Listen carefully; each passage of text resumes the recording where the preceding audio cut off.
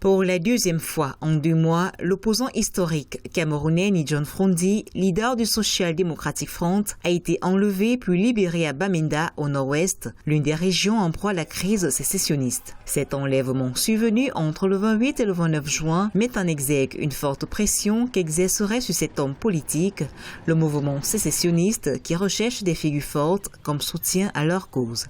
Ils m'ont kidnappé 2 fois. Ils ont kidnappé 2 fois mon frère, 1 fois ma sœur. Ils ont brûlé ma voiture, mis le feu à l'une de mes parcelles. Ils font tout ça parce qu'ils m'accusent de ne pas les soutenir et ils veulent que je retire mes députés du Parlement camerounais. Je n'étais pas vraiment d'humeur à négocier, mais je leur ai demandé de me libérer pour pouvoir parler à mes députés, mes sénateurs et mes maires pour voir quelle approche adopter.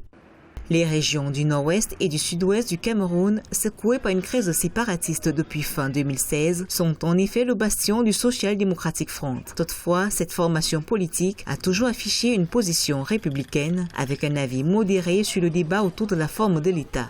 Sa position sur la forme de l'État, qui est celle d'ailleurs du parti politique qu'il dirige, elle est connue. Il a toujours été pour le fédéralisme. Maintenant, ceux qui sont dans le bush et qui alimentent la rébellion sont d'ailleurs eux-mêmes divisés. Certains, les plus radicaux, sont pour la sécession. Cet enlèvement est survenu alors que la mobilisation se poursuit pour la mise en place d'un cadre de dialogue pour une sortie de crise. Le chef de l'État, Paul Biya, en séjour en Suisse depuis le 23 juin, effectue dans ce sens des consultations en vue de poser les bases de ce dialogue qui s'impose désormais comme un impératif majeur.